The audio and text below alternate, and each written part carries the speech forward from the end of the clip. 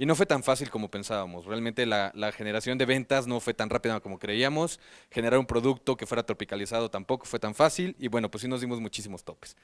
Pero creo que uno de los puntos más importantes dentro de una startup, fuera de una idea, y es el equipo, 100%. Inclusive, no sé, hay fondos y aceleradoras en Estados Unidos como Y Combinator, 500 Startups, inclusive aquí en México, Guaira también hay, uno de los puntos más clave que evalúan es el equipo, ¿no? Entonces es importante que cuando armen su equipo tomen ciertas consideraciones. Les voy a poner un ejemplo de grandes equipos. Los Beatles, ¿alguien sabe por qué eran tan buenos? ¿No? Es una gran diversidad de, de- de- de ideas, ¿no? Tanto, más que nada eh, Paul McCartney y John Lennon, pues eran los principales, pero la diversidad entre ellos dos fue la que ejecutaba que tuvieran un gran equipo, ¿no? Cambiaban ideas, cambiaban sus canciones, evolucionaban, era muy importante, ¿no? Que algo hice. Ahí no sé si-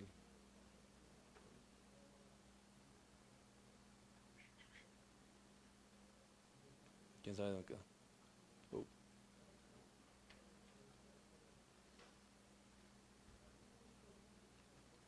ahí. Ok, perfecto. ¿Alguien sabe quiénes son? Steve Wozniak, ¿no? Muy poca gente conoce a Wozniak, pero básicamente sin él Steve Jobs no hubiera llegado a ninguna parte, ¿no? Entonces, es una de las cosas. Otra parte, un equipo más complementario, por ejemplo, en la Fórmula Uno, cada uno de los que están ahí tiene un rol súper importante. Si uno no está en el momento adecuado, pueden perder una carrera, ¿no? Estás hablando de centésimas de segundo que pues parecen no ser nada, pero realmente en una carrera de Fórmula Uno son todo. Y los Avengers. Creo que volví a apretar algo mal. Bueno, pues supongo que todo el mundo vio la película, ¿no? Pero cada uno es un superhéroe, pero unidos son más, ¿no? ¿Ok? Y bueno, dos puntos importantes cuando estás formando tu startup es que uno son los socios y otros son la gente que trabaja contigo, ¿no? Entonces, ¿quién de aquí tiene socios o trabaja solo? Bueno, ¿quién tiene socios? Perdón. ¿Y trabaja solo? Varios, bueno.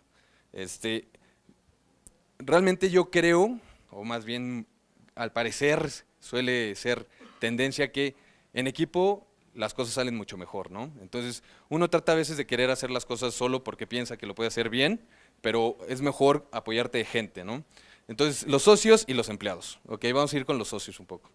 En cuestiones tecnológicas, nosotros, bueno, o más bien en los startups es conocido como tener las tres Hs. ¿Qué son las tres Hs de los co-founders? El hustler, ¿alguien vio la película de Jerry Maguire? Que empieza a gritar, show me the money. Ese. El hustler es aquella persona que va y busca ventas, ¿no? Tal vez no es una persona estructurada, pero es aquella que va a ir a tocar todas las puertas posibles sin cansarse, ¿no? Es un elemento clave de su equipo, ¿no? El siguiente es el hipster, ¿no? El hipster es el que le da la experiencia a tu producto, a tu servicio, y que le da ese toque original de innovación. Eh, Nosotros creemos que las startups tienen que generar un valor agregado y que tienen que ser un poquito diferentes a sus competidores, ¿no? Entonces, el hipster es el encargado de darle ese twist a su idea, ¿no? Que sea muy diferente a lo que ya existe en el mercado. Como, bueno, por ejemplo, la nueva MacBook, o puede ser este dron que te sigue, que se llama Lily, está padrísimo, véanlo en YouTube. Y bueno, la tercera H sería el hacker, aquel que hace el producto perfecto, ¿no? Entonces, tiene que considerar por lo menos esos tres elementos en su equipo, ¿no? También, ya cuando están formando una sociedad y tienen inversionistas, también hay un punto importante, los consejeros, que no forman parte de la operación diaria de la empresa, pero sí están dentro de la toma de decisiones. Entonces, cuando están haciendo una empresa, busquen consejeros independientes que se unan a su board y que con ellos, que tengan experiencia en la industria que están trabajando, participen, ¿no? En la toma de decisiones de su empresa y los orienten hacia dónde va, ¿no? Normalmente un board está compuesto por lo menos de 3 personas. eh, Traten de ser un número impar para la toma de decisiones sea un poco más, o sea, cuando hagan la votación, hay alguien, el que haga el voto decisivo, ¿no? Y un mentor. Yo creo que para todos los founders este es el punto más importante. A mí me ha ayudado muchísimo conseguir a alguien que me guíe, ¿no? Que, que es alguien que acudas cuando tengas problemas y crees que te puede ayudar. No necesariamente tienes que tomar todas las recomendaciones que te da un mentor. Es solo una perspectiva diferente a la tuya, ¿no? También tienen que asegurarse que ese mentor sea comprometido, que de verdad busque el bien de su empresa, ¿no? Hay muchos que te pueden ayudar y platican contigo 1 o 2 horas acerca de tu producto, etcétera, pero un mentor es aquel que todavía se interesa y sigue y te busca clientes o está un paso adelante contigo, ¿no? Entonces, búsquense un mentor, yo creo que es alguien que tiene más experiencia que ustedes en algún punto, entonces es importante que también dentro de su equipo tengan un mentor. Bueno, un super fail en la parte de los equipos, ¿no? Es cero amigos. ¿Quién ha trabajado en su empresa con amigos? O sea, que decidieron, estaban en la escuela trabajando juntos y dijeron, tengo una gran idea, vamos a hacernos socios. ¿Y qué va a hacer? Vamos a hacerlo 50 y 50%. Ese es el peor error de la vida, ¿no? Entonces, no lo hagan, no se metan con amigos. Se los recomiendo, se los digo de experiencia, es lo peor que pueden hacer. Entonces, no lo hagan con amigos. Porque además, tienes que compartir el pastel. Entonces, una vez firmado y una vez hecho legal, no hay manera de que se revierta. Es peor que el matrimonio. Entonces, tomen mucho cuidado con quién hacen, cómo escogen a sus socios, ¿no? Hay muchísimas metodologías para evitar este tipo de problemas cuando se meten con sus socios, como es un contrato de vesting, que básicamente lo que dice es las acciones se van ganando poco a poco, ¿no? Bajo objetivos. Ustedes se acuerdan cuando van a firmar en la sociedad, ¿sabes qué? Vamos a empezar cada quien con el 20% de la empresa y el restante 80% nos los vamos dividiendo conforme a objetivos. Si uno no cumple objetivos, no tiene acciones. Entonces, este es un elemento clave. Yo creo que no deben hacer una sociedad sin un contrato de vesting, ¿no? Tal es el caso que pasó con Zipcart. Es una compañía que es un carpooling en Estados Unidos y empezaron dos amigas, muy buenas amigas, ¿no? Y constituyeron la empresa, empezaron a participar, recibieron inversión y una de ellas decidió dejar de participar, ¿no?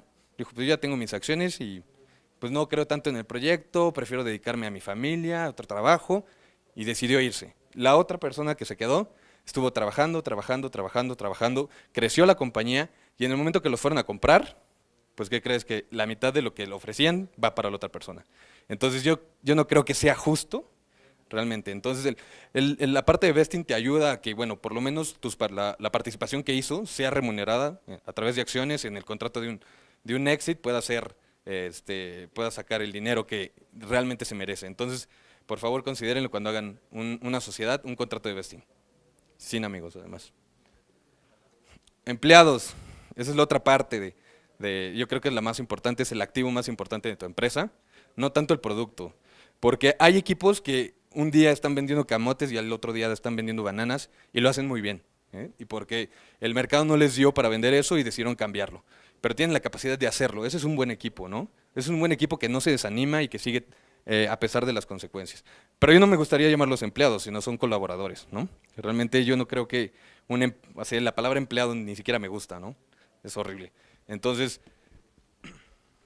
o sea, son personas que trabajan para su empresa y que tienen que estar dispuestas a ponerse la camiseta, pero la camiseta no se la ponen al menos que tú le enseñes a cómo ponérsela. Entonces, para que estés, tienes que buscar a alguien que sí crea en tu idea. Entonces, una de las opciones que tienes, pues, como eres emprendedor, es pagarles poco. No hay forma, ¿no?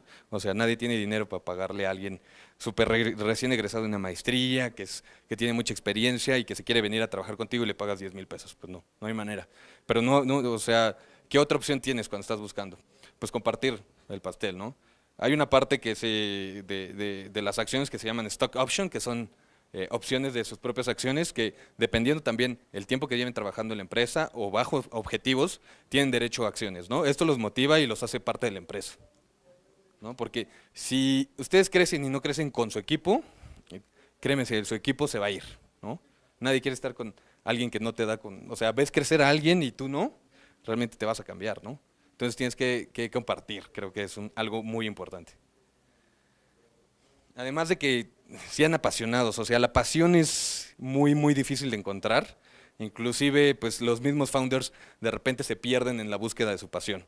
Entonces, hay muchísimas metodologías para saber contratar a alguien, ¿no? Hay que le haces 20,000 preguntas y de que, ¿cómo te ves en 5 años? Y pues nadie sabe cómo estar en 5 años, ¿no?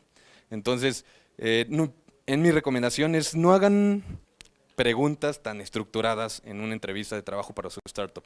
Tienen que buscar una persona que se le vea la pasión, ¿no? Eso es lo más básico, que se le vea la pasión. Es un poquito complicado, ¿no? Realmente. A veces, si se saben vender bien, pero pues al final, a la hora del trabajo, pues no reaccionan, pues hay que saber también cómo despedirlos y cómo sacarlos, en qué momento sacarlos de la compañía, ¿no? Pero esto es muy difícil, saber encontrar a alguien que tenga pasión, ¿no? Contraten gente que es más inteligente que ustedes, siempre.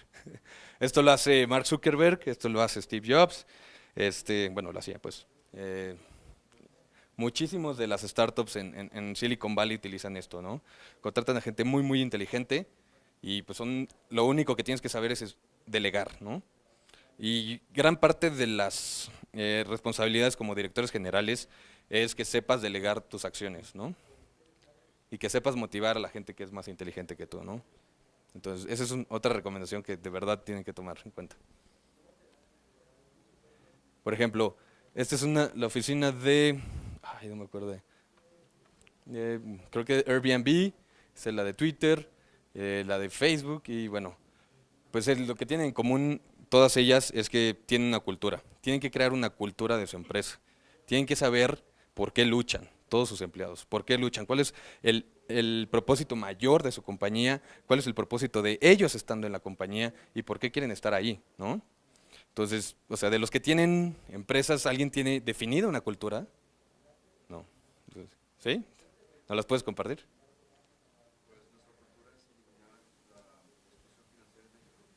Ok. Pero tú, internamente, ¿qué es lo que quieres que estaría atrás?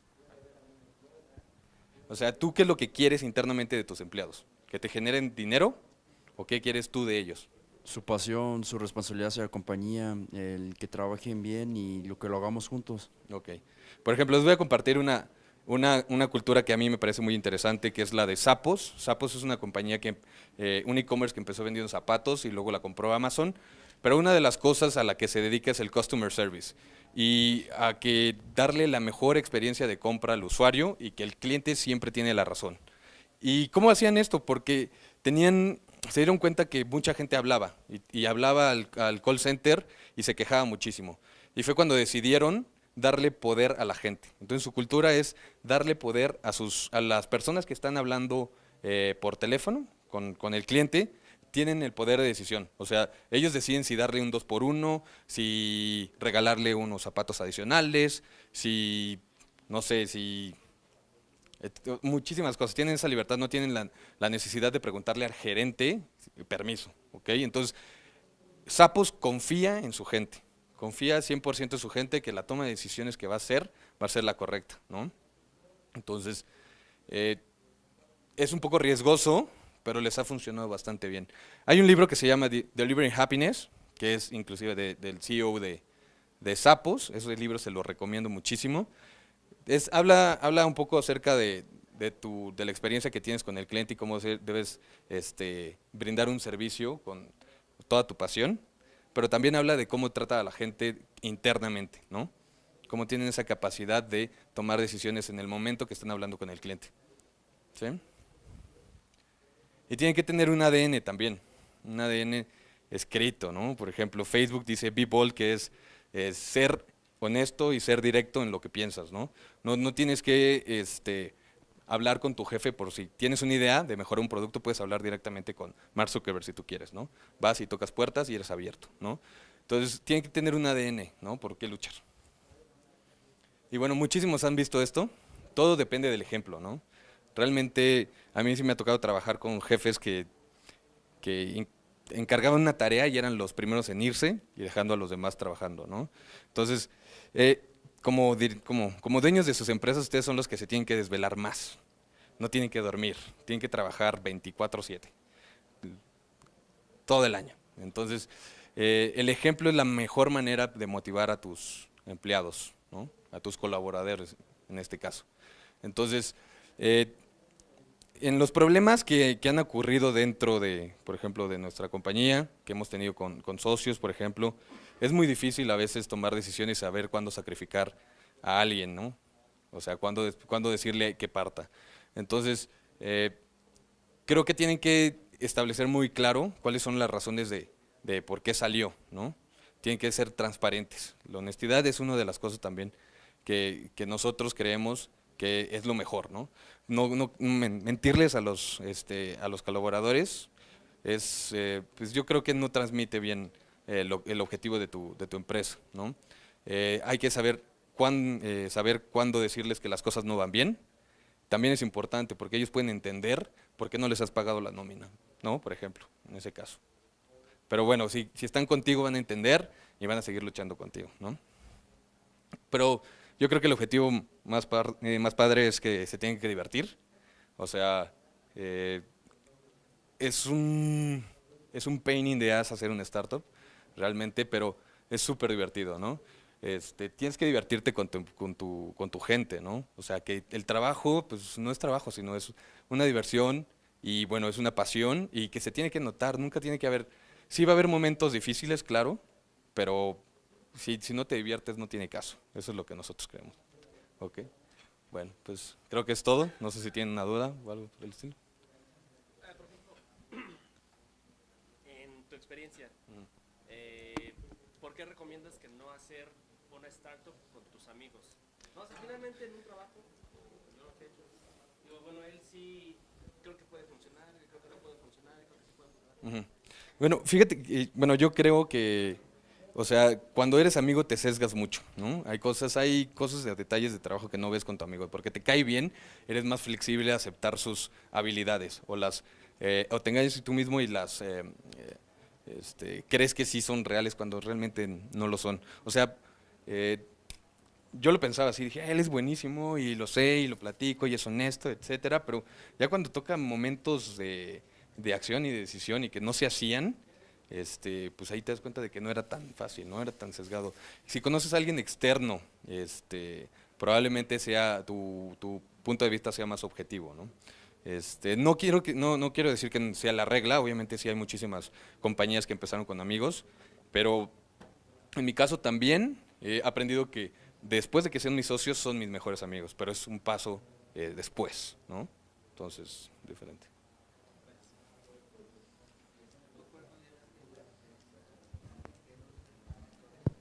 Bueno, los consejeros toman ciertas decisiones dentro del consejo de administración de la empresa. O sea, una vez al año haces una reunión con el consejo de administración y se toman decisiones importantes, ¿no? Ellos con su experiencia pueden votar para que la decisión se tome o no. Entonces, de cierta forma, puede ser que tú como emprendedor estés apasionado con una idea, y dices, la empresa no se va a mover si no nos vamos por ese camino. Pero ellos tienen más experiencia y conocen, han sufrido el mercado, etcétera, y entonces en el momento de decidir ellos te detienen y te dicen, oye, aguántate, nosotros conocemos un poquito más y es una manera pues legal y pues que sí, te aguantas por el bien de la compañía, ¿no? Un mentor es alguien más que te guía tanto emocionalmente como en conocimientos, ¿no? Esa es la diferencia. No sé, ¿te aclaré bien? Ok, ¿alguien más? Comentaste el consejo, o sea, perdón, sobre lo que acabas de comentar del consejo. O sea, el consejo no es alguien a quien le vas a pagar, o si le vas a pagar, o bueno, es un accionista, porque bueno… hay diferentes tipos de consejeros. Hay independientes, que significa que no son dueños de la empresa, pero tienen voto en la sesión de consejo. Hay otros que sí son remunerados por estar ahí.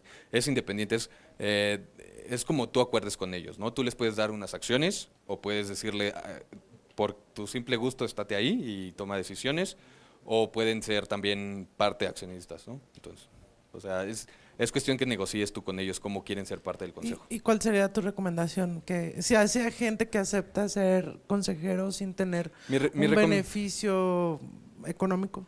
Mi recomendación, cuando estás empezando realmente no tienes dinero para pagarles, ¿no? Entonces olvídate de pagarles.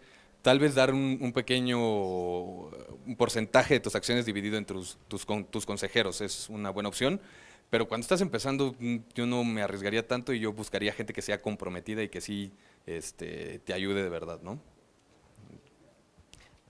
Hola. Bueno. Oye, en la mayoría de las conferencias que he entrado justamente coinciden en que cuando tú eliges a un socio no debe de ser ni familiar ni amigo, preferentemente.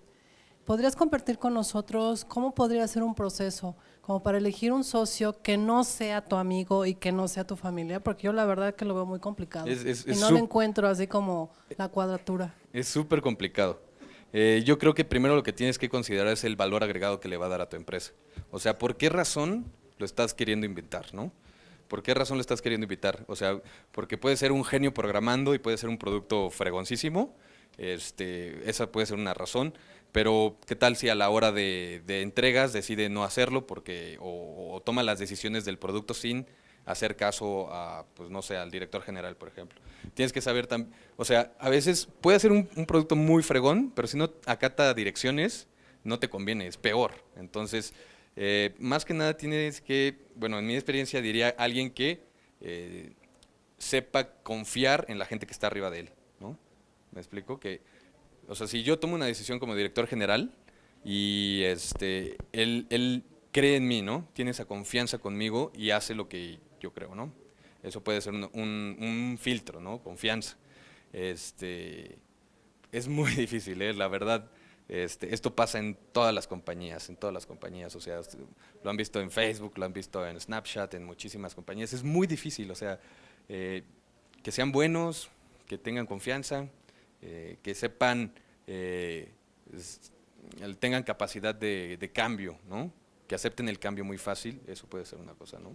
Porque como startup vas evolucionando, siempre tienes que ir evolucionando y cambiando la idea. O sea, una semana decides que van a ir a vender de cierta forma, a la otra cambias y el otro trabajó para hacer una forma y ahora le tienes que decir, pues ya no funcionó y nos vamos a ir por este lado. Y a veces, o sea, que trabajes y ya no funcione y te tengas que volver a trabajar, pues desmotiva a la gente, ¿no? Pero si hay alguien que es capaz de, bueno, ya no funcionó este lado, nos movemos del otro lado, pues, también sería alguien que podrías considerar como socio. Es muy difícil, no te puedo dar una respuesta como tal, es un riesgo que siempre vas a querer así a tomar. No puedes tener un checklist, lo cumples y de todas formas va a salir mal, o sea, puede salir mal, ¿no? O sea, no hay una regla. Buenas tardes. Yo quiero comentar que en un momento de desesperación yo invertí con un amigo. Yo puse el capital porque él sabía hacer algo. Y el día de hoy pues estoy a punto de embargarle, ¿no? Porque pues se llevó mi lana, se jodió todo, pero afortunadamente hice un pagaré, ¿no? Yo podría dar esa recomendación, que siempre firmen al mínimo un pagaré, ¿no? La otra es, y ahorita estoy invirtiendo con otro, pero no como socio, sino como un, ¿cómo se llama? Un colaborador, o sea, ¿Inversionista? ¿mande? ¿Como inversionista? No, es que hay dos conceptos, la sociedad y los, ahorita lo están manejando mucho y me gustó mucho que él cubre tus debilidades, pero mutuamente se ayudan, pero no reparten el mismo pastel, cada quien tiene su pastel, pero tú te ayudas con el otro, ambos se ayudan, no tanto que sabes que los dos vamos a invertirle. Alianzas, okay. Los aliados o los socios. ¿Qué es mejor o tú qué recomiendas más?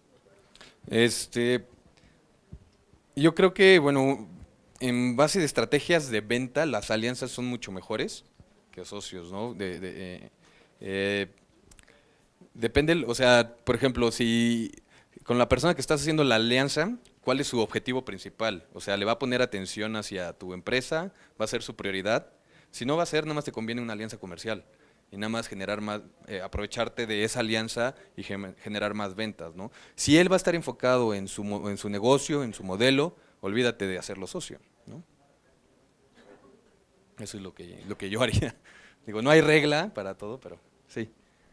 Bueno, yo quería hacer un comentario sobre la percepción de la compañera. Ajá, de cómo seleccionar un socio. Seleccionar.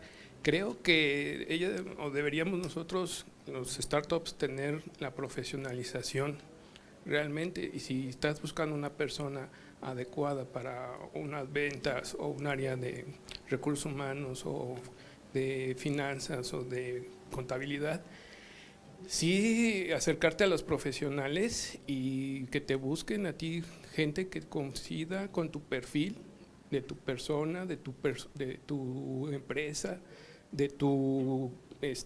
que coincida con tu pensar de tu empresa, sobre todo, Sí, que compartan la para visión. que haya match contigo y no tengas problemas de que pues, no piensa conmigo, hace lo que quiere, llega cuando quiere.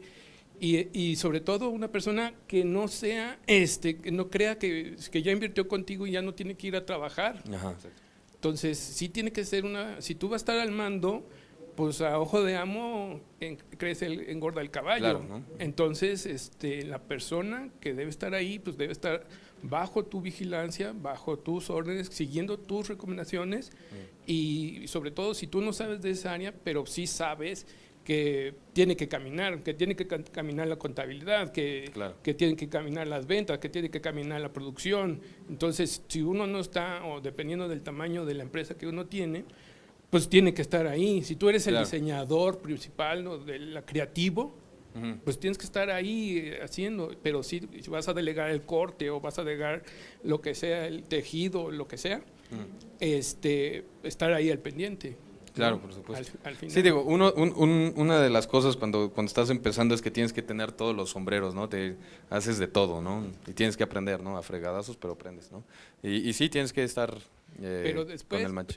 Pero cuando ya llegas a un punto de madurez donde realmente tienes consolidado un cierto tipo de mercado y ya estás, la maquinita de producción ya está echada a andar, Sí. y ya lo único que necesitas es inversión, dinero para comprar maquinaria o ponerte o oficinas, cómputo, lo que sea necesario, ya está, la base sólida, Ajá, bueno. esa Sí. ya está, esa Sí. ya está, entonces no tienes que estar, yo tampoco coincido mucho contigo, de que si hoy vamos a vender por aquí y hoy vamos a vender por allá, son caminos difíciles que no debemos de correr ya. Bueno, Porque hay dependiendo, yo estudios, me hay estoy enfocando estudios. a startups tecnológicas, o sea, basándonos en un modelo de Lean Startup, es más o menos como ocurre, ¿no? Tal vez unas empresas y negocios tradicionales sí haya ya estructuras de estudios de mercado, etcétera, y que te ayudan a evitar ciertos topes, ¿no? Pero hablando de tecnologías de información, es por eso que yo digo que estás tirándole por un lado y del otro a la semana le estás tirando al otro, ¿no? Pero digo, tenemos la capacidad de nosotros o de los emprendedores es esa misma, la capacidad de ver. Sí. Y la capacidad de dónde está mi nicho y la capacidad de cómo voy a llegar a ellos y esta es nuestra labor. Digo, no, sí, es nuestra labor, pero créeme que y como quitarnos emprendedores y nos vernos equivocamos y muchísimo. vernos y consolidarnos y creer en eso y probarlo, ¿sí? Es donde está el fortalecimiento de la empresa, porque ahí va a ser el camino, en la incubación principal, porque si va a ser y vas a perder amigos y vas a perder dinero y vas a perder tu vida. Si no haces eso, vas a estar brincando de un lado a otro, tirando el dinero y tirando tu vida al carajo porque no vas a hacer nada. Porque todo vas a emprender y vas a caer, vas a emprender y vas a caer, vas a emprender y vas a caer. Bueno, Y entonces te van a pasar 20 años y vas a tener 60 años y no vas a emprender. Porque la vida cambia. La Sí, forma por de eso. llegar a la gente cambia. La forma de que les gusta y quiere la gente cambia. Entonces, sí hay que ser un nicho donde estudies lo que vas a hacer y sobre de eso, creer en eso y sí arriesgarse Claro, en claro, eso. digo, Porque ser emprendedor o sea, hay muchísimos emprendedores que cayeron 15, 20 veces. No tienes que hacerlo, no, puedes hacerlo con pasos precavidos, pero errar como emprendedor es muy común, y es sí, te vas a caer 15 veces y pues obviamente nadie quiere caerse 15 veces. O sea, el chiste es que aprendas de tus errores, ¿no? Es- eh, Cuando vas a hacer un startup y tú no eres y tú no cuentas con los recursos financieros, ¿de qué manera podrías particionar las acciones y las utilidades cuando necesitas un socio mayoritario, bueno, de inversión? Bueno, de hecho, por ejemplo, yo empecé igual sin dinero y mi opción número uno fue hacer socio a alguien que produjera, quisiera mi producto, ¿no? Y ya cuando tuvimos inversión, un inversionista, pues llegas a un acuerdo, haces una evaluación de la empresa, ¿no? Cuando entra ya una inversión más fuerte, normalmente se hace una evaluación de tu empresa en base a cash flows, a flujos de efectivo para determinar el valor del mercado de tu empresa. Pero, por ejemplo, cuando estás con tus socios, yo sugiero siempre hacer un contrato de vesting para que no de las acciones, sino que se vayan ganando poco a poco. Esa es mi mejor, ¿cómo se llama?, recomendación para escoger a tu socio y sin que pase algo, ¿no? Yo, otra vez. Oye, Sí. yo quería pedirte si tienes alguna referencia donde pueda encontrar información para seleccionar al socio. Yo también creo que es algo bien difícil, porque por ejemplo, yo estoy construyendo con un socio que es como el hacker, Ujú. pero pasa un poco eso que dijiste tú de si te lo entrego y a las 5 y a las 10 y pasa todo eso. Entonces siento que es algo bien difícil cómo poder detectar. Digo, no es mi amigo, tengo algunas No. ventajas, no es mi familiar, Sí, pero entonces- tengo esa parte, la otra parte, ¿no? Y yo quiero integrar a más personas al equipo y quiero ver si, no sé, qué otra recomendación me pudieras dar de lee esto, sigue a tal persona en Twitter o no sé, algo que tú puedas decir. O sea, y yo creo que o sea, si ya estás con tu socio creo que ya tú como directora tienes que tener la obligación como de motivarlo de cierta forma a cambio que vea por el bien de la empresa, ¿no? Una vez que él vea por el bien de la empresa va a empezar a moverse, ¿no? Entonces, por ejemplo, yo recomendaría, hay un libro que se llama Creative Inc., que es no recuerdo quién, pero es el creador de Pixar y habla acerca de la cultura que genera dentro de Pixar para tener un increíble producto que son las películas de Pixar. Entonces, lee ese libro que se llama Creative Inc., que es Creative, no, John Lasseter, no es de John Lasseter, es de Catmull, se apellida Catmull, pero no me acuerdo el nombre. Ese libro te lo recomiendo en cuestión de cultura. Yo creo que tienes que tener motivación y pasión para empezar a mover las cosas, ¿no? Entonces, si logras tú plantar una semillita a tu equipo, es algo que te va a beneficiar mucho, ¿no? El tema de los socios mayoritarios. ¿No? O sea, finalmente tú te encuentras una persona que trabaja al mismo Ujú, ujú. nivel que tú. O sea, todo. Y tiene más acciones, ¿no? Es lo que dice. Exacto, o sea, pero ¿cómo defines tú quién va a tener más acciones, no? ¿Es el que pone más dinero? Es un ¿Es el acuerdo, que- es un acuerdo. ¿Cómo es? O sea, si tú no vas a poner el dinero, pues ve cómo puedes tener más acciones. O sea, es un acuerdo, es una negociación. O sea, es una negociación que haces, ¿no? O sea, tú puedes decirle, ok, mete $300,000 y te doy el 60% de la empresa. Y nos ponemos objetivos. Si voy cumpliendo esos objetivos, tu participación va disminuyendo, ¿ok? Eso puede ser una opción. O sea, todo es como un acuerdo. O sea, todo es como un acuerdo. Nadie los obliga a que no hay una ley que diga cuánto debes de repartirte Exacto, o sea, exactamente. ante la ley no es tiene que haber un socio mayoritario y socios minoritarios. O sea, todos También, se pueden entrar al mismo- también dentro de tus estatutos del acta, hay ciertos cláusulas que pueden proteger a los minoritarios, ¿no? Que a pesar de que estén los mayoritarios y las votaciones a favor de ellos, tú tengas también cierto peso adicional como minoritario. Entonces, tratarlo de hacerlo legal, obviamente establecido en los estatutos de tu acta, y bueno, un común acuerdo. Eso es lo mejor. Negocia. Perdón. Hola, oye, una pregunta. Bueno, son dos. En el contrato de vesting que nos estás recomendando, ¿me puedes dar un ejemplo de meta o objetivo con el que ganaba acciones tu otro socio o tú? Por ejemplo, un hustler comprometerse a tal número de ventas o contactar por lo menos 300 posibles clientes, ¿no? Tener una cita con ellos, por ejemplo. 5 citas al mes, por ejemplo. Eso puede ser un objetivo. Y la otra, ¿nos puedes compartir cómo empezaste tú tu empresa? ¿Cómo fue tu historia? Porque Torneo de Ideas lo ubico, bueno, creo que todos lo ubicamos perfecto, nada más que no sabemos cómo empezó. ¿Cómo empezó? Realmente, de hecho empezó con muchos errores.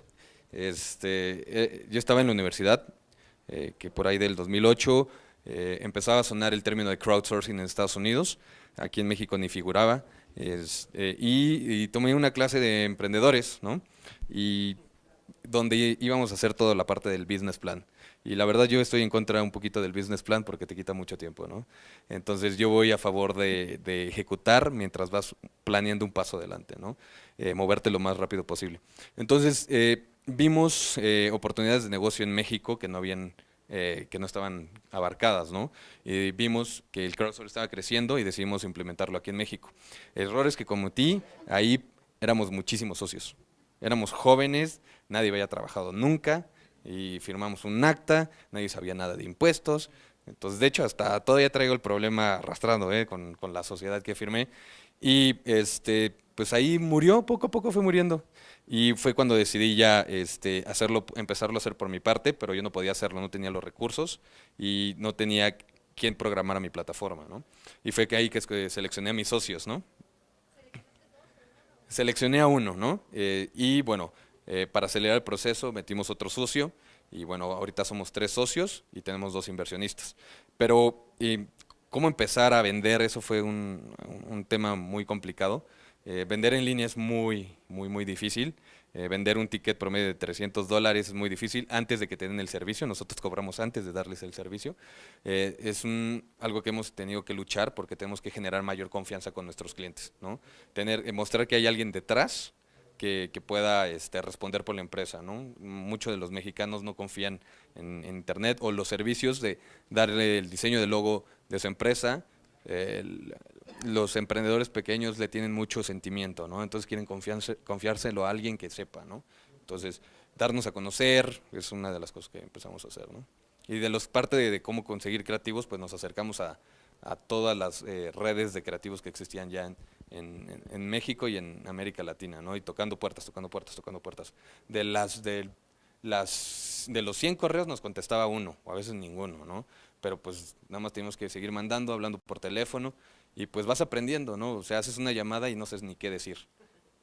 Hablo ni sé para qué hablo. Entonces, ya después de la 20ª ya empiezas a tener cierto caché, ¿no? Vas aprendiendo, ¿no? Entonces hemos ido aprendiendo, sí nos hemos metido topes, pero bueno, gracias a Dios ahí vamos, ya tenemos más de 20,000 creativos en la plataforma, hemos dado más de 2 millones de pesos en premios a los creativos y pues ahí vamos creciendo. ¿Una estrategia para deshacerte de un socio?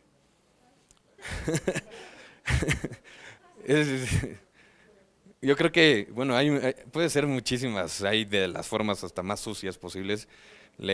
Todo es legal, todo es legal, todo es bajo la vía legal. Me ha tocado ver con otras startups y otras compañías con amigos míos, o sea, que tienen sus compañías y que se va al otro socio. Gracias a Dios es cuestión de negociación.